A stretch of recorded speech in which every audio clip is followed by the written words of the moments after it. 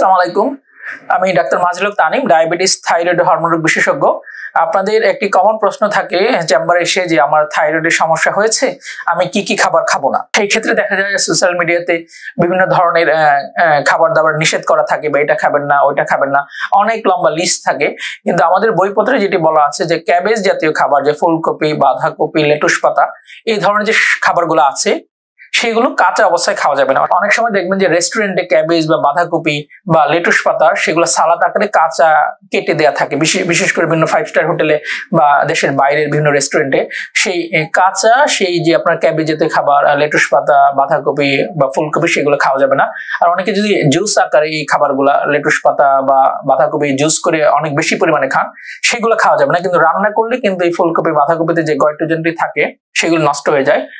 তাই রান্না করে আপনার এই খাবারগুলো খেতে পারবেন। অনেক সময় দেখা যায় থাইরয়েড রোগীরা যখনই শুনে আমার থাইরয়েড হয়েছে, সরিষার তেল খাওয়া যাবে না, সয়াবিন তেল খাওয়া যাবে না, সয়াবিন খাওয়া যাবে না, অনেক ধরনের লম্বা একটা লিস্ট নিয়ে আসে, বা বিভিন্ন পুষ্টিবিদরা দিয়ে থাকেন বা সোশ্যাল মিডিয়াতে দেখে থাকেন। কিন্তু এত বড় লিস্টের কিন্তু দরকার নেই। আমি যে বললাম ফুলকপি, বাঁধাকপি, লেটুস পাতা, সেগুলো কাঁচা অবস্থায় বা জুস করে খাবেন না, অল্প পরিমাণে বা রান্না করে খেতে পারবেন। এছাড়া থাইরয়েডের জন্য আমরা বলি যে আয়োডিন যুক্ত খাবার বা আয়োডিন সমৃদ্ধ খাবার বা সমুদ্রের পাশে উৎপন্ন যে শৈবালগুলো আছে সেগুলো ভালো, সেগুলো আপনারা বেশি পরিমাণে খেতে পারেন।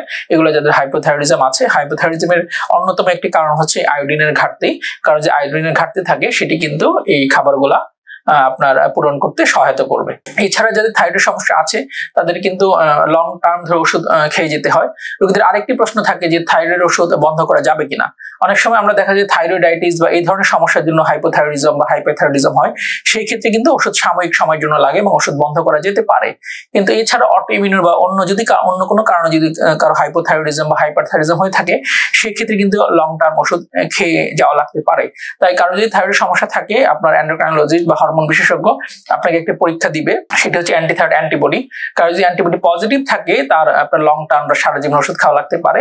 এছাড়া অন্য কারণে যদি থাইরয়েড হয়ে থাকে তাহলে কিন্তু আপনার সেই ওষুধ বন্ধ করার সুযোগ আছে।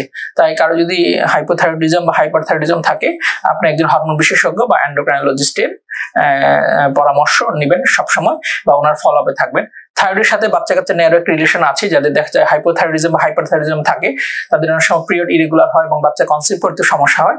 সেই ক্ষেত্রে আপনি যদি হরমোন লেভেলটা একটি টার্গেটের মধ্যে নিয়ে আসেন তাহলে কিন্তু আপনি বাচ্চা কনসিভ করতে পারবেন। অনেকে দেখা যায় দুশ্চিন্তাগ্রস্ত হয়ে পড়ে, বলে যে আমার থাইরয়েড হয়েছে, আমি কি বাচ্চা নিতে পারবো না।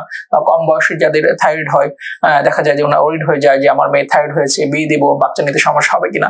যদি একটি সার্টেন টার্গেটে থাকে বা আমরা যদি ওষুধ খেয়ে বা বিভিন্নভাবে এটা কন্ট্রোলে রাখতে পারি, তাহলে কিন্তু বাচ্চা নিতে কোনো সমস্যা হবে না এবং উনি স্বাভাবিক ভাবেই যে স্বাভাবিক মানুষের মতো জীবনযাপন করতে পারবেন।